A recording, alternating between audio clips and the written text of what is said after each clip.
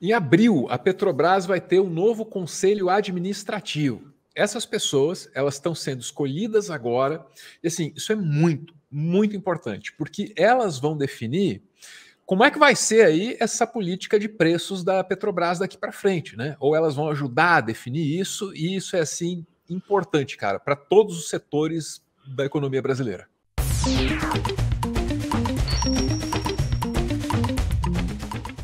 Não tem jeito, né? Você sabe, combustível mexe com tudo. É um setor absolutamente estratégico, né?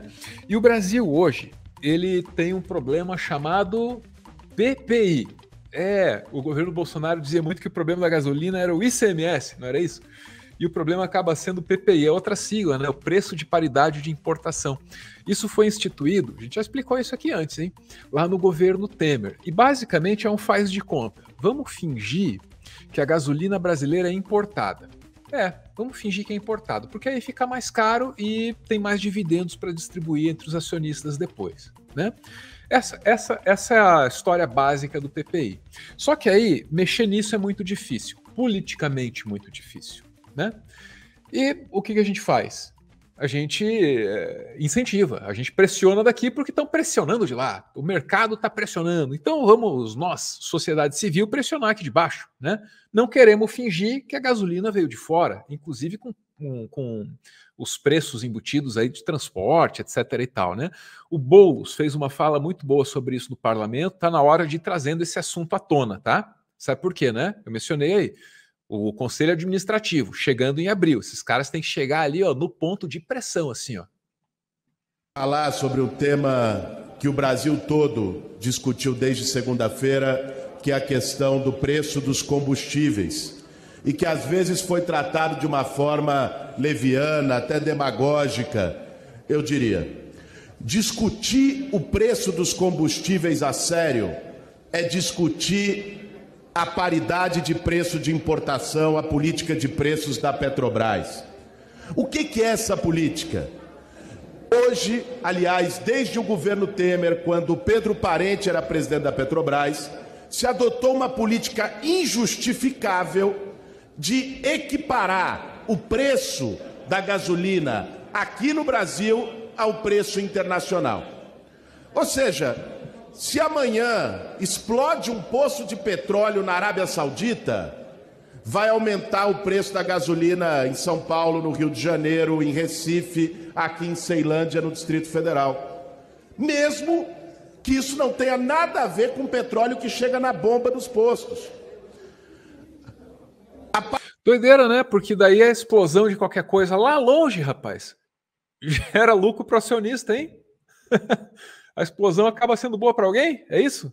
Paridade com o preço da importação dolarizada, ela só é razoável num país que não seja autossuficiente em petróleo, num país que precisa importar petróleo. Aí vem o debate, muitas vezes uma crítica não fundamentada que diz não, mas o Brasil não refina o petróleo que produz. Nós só temos o óleo cru e por isso precisamos importar o refinado. Não é verdade. E mesmo que fosse, as pessoas que dizem isso são as mesmas que querem vender as refinarias da Petrobras, viu? Só queria pontuar fazer isso. Os dados para dar base a essa discussão. Nós temos a produção de 3 milhões de barris de petróleo por dia no nosso país, não é? 2 milhões e meio é o consumo nacional e 2,4 milhões de barris é o que se refina, é a capacidade de refino nacional. Mais de 90% do refino da gasolina é feito aqui e mais de 80% do refino do diesel é feito aqui. Então não há qualquer justificativa para se adotar o preço internacional como referência, a não ser o ganho abusivo dos grandes acionistas internacionais da Petrobras. Aliás, 46% dos acionistas da Petrobras, sequer brasileiros, são na Bolsa de Nova York. Tá aí o Boulos explicando para a gente, então, o PPI, né? No governo do Bolsonaro, a gente não tinha e nem poderia ter a menor esperança, né, de que isso fosse mudar. Num governo Lula, a gente tem essa perspectiva, como assim, desculpa, o mínimo do mínimo do mínimo do mínimo. que é uma questão de justiça, assim, com a sociedade brasileira, né? Uma justiça histórica até. Não foi fácil para o Brasil alcançar a autossuficiência.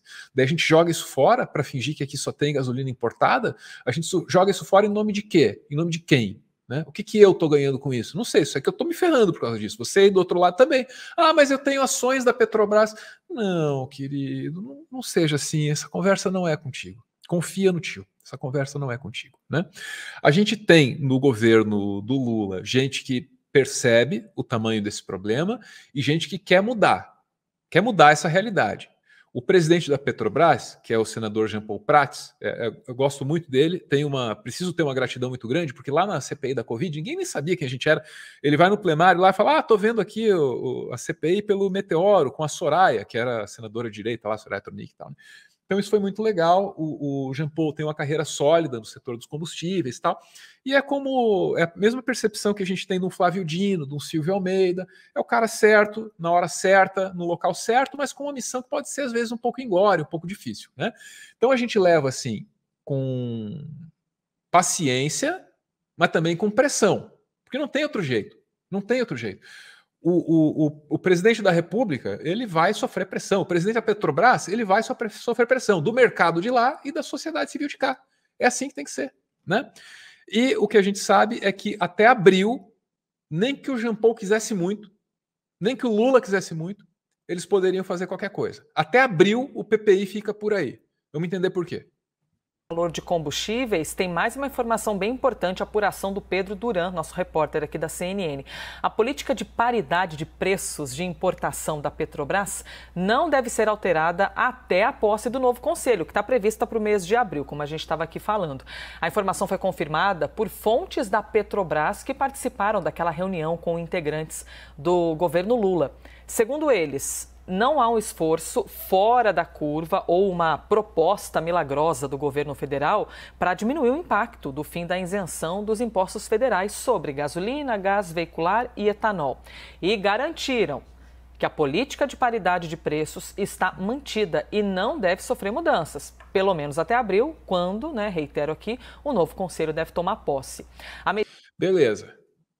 O que mais importava é isso aí, né? Então o PPI, o preço de paridade de importação, informação é outra coisa, o que a gente faz aqui. O preço de paridade de importação, ele continua valendo até que esse conselho administrativo tome posse. Sentou lá essa galera, daí, né, com sorte, talvez pudessem começar a discutir isso. Então até abril, a gente espera bem pianinho. Bem pianinho. Chegou abril, a gente vai ter que começar a encher o saco. Porque, de novo, é o mínimo do mínimo do mínimo das expectativas que eu podia criar em relação a esse governo, né? O mínimo é a queda do PPI. Bom, eu disse aí que a gente espera o Conselho Administrativo chegar para depois tomar a decisão.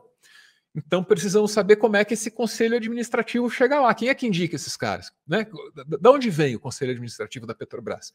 Aí você pode ler o que está no noticiário aí, ó, de final de fevereiro, do Matheus Moreira lá no G1, ó. Então, o ministro de Minas e Energia está definindo indicações para o Conselho de Administração da Petrobras, né? Ainda tá. E aí tem os nomes ali, ó, né? Você tem o presidente da Petrobras, que eu mencionei aqui, Jean Paul, tem que estar no Conselho, pelo amor de Deus, né? É óbvio. Daí você tem lá algumas pessoas do setor, você está vendo que o Ministério da Gestão e da Inovação em Serviços Públicos está metido no meio, tal. Então tem bastante gente, são perfis variados, né? E há algum temor, há alguma apreensão no ar, Anderson, sobre os interesses dessas pessoas que estão sendo colocadas neste conselho. Isso seria a realidade em qualquer momento da formação de qualquer conselho administrativo que fosse, para qualquer estatal ou multinacional que fosse. Mas nesse momento ainda mais. Porque a gente está lidando com uma regra que é esdrúxula e é recente, mas que muitas vezes nos fazem parecer como algo normal e perene, algo que está aí faz tempo e não pode ser mudado, né? Quando você for ouvir falar aí na mídia comercial de PPI, parece que o troço sempre existiu. E não é verdade. Não é verdade, veio em 2017. Uma coisa importante para a gente lembrar é o quanto... Eu lembro que um dos fatores de existir o mensalão, PowerPoint, Tudo aquilo que a gente já sabe, uma das coisas era falar que a Petrobras só tinha roubalheira e ela não dava lucro, né? E como a gente tratou com uma mídia hegemônica e foi avassalador o que fizeram, né, na comunicação nesse período, e as pessoas até hoje acreditam em muitas coisas sobre a Petrobras, inclusive que ela não dá lucro. Sabe qual foi o último balanço, o de 2022, Álvaro? Ela deu quase 140 bilhões de lucro, líquido, sendo que desses 140 bilhões, foram quase 37 bilhões para acionistas. Então, quando a gente está falando de Petrobras aqui, a gente não está falando só do petrolinho, que é uma coisa lúdica, não, a gente está falando de muito dinheiro, a gente está falando de uma máquina de enriquecimento de uma pequena parcela da população nacional e internacional, porque esses acionistas aí eles são invisíveis, eles não têm nome. E a gente está vendo o cabo de força que existe também agora nesse conselho é para que a gente consiga não perder força na hora dessa distribuição. Uma coisa que eu queria chamar a atenção aqui, porque eu gosto muito das coisas do dia a dia, Álvaro. Eu estava passando e eu reparei uma coisa. Começou essa discussão de abaixar o valor da gasolina. Eu não sei em Curitiba e nas cidades que os nossos amigos do chat moram. Mas no litoral de São Paulo, eu passei por Santo São Vicente, o posto Ipiranga em específico, que a gasolina alternava entre R$ 4,50 a R$ 4,70, hoje estão na casa dos R$ 5,40.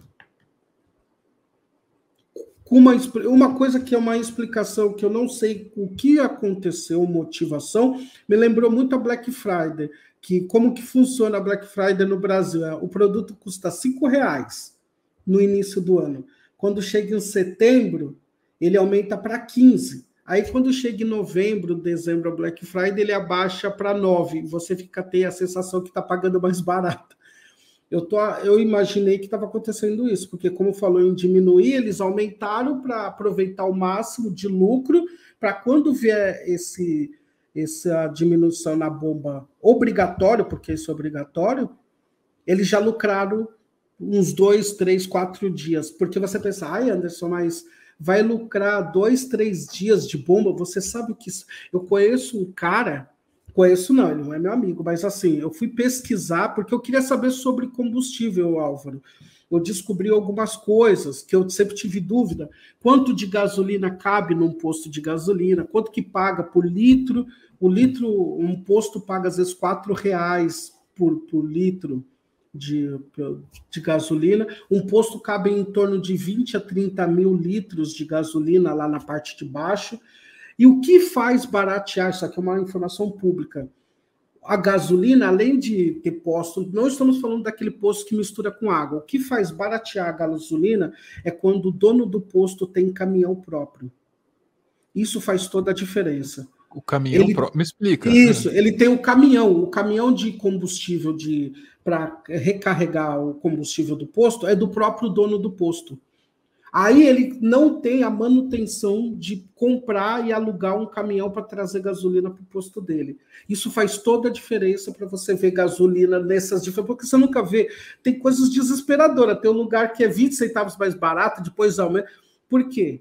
Eles ficam procurando caminhões também, entre outras coisas, caminhões que têm um preço mais atrativo para eles encherem o próprio posto. Então, isso faz uma diferença. E aí eu conheço um posto que o cara é dono de, sei lá, de uns 100 postos de gasolina, então por isso ele tem um caminhão, ele conseguiu comprar um caminhão. Então a gasolina dele é lá embaixo. Então essas variações de preço são coisas malucas, por isso que fala que economia é um papo horrível, não é papo de bar, porque fazem ser de uma forma que não é para ser popular a economia, mas deveria. Porque uma coisa que eu aprendi com o professor Luiz Gonzaga Beluso, meu querido professor Beluso, é economia, pasmem, não fala de dinheiro, fala de pessoas. Esse que é o problema que não se entendeu aqui no Brasil. A economia fala de gestar uma melhor vida social de pessoas. Há quem utiliza a economia só para lucrar, mas aí esse daí é banqueiro, esse daí é outra coisa, fica para outro dia.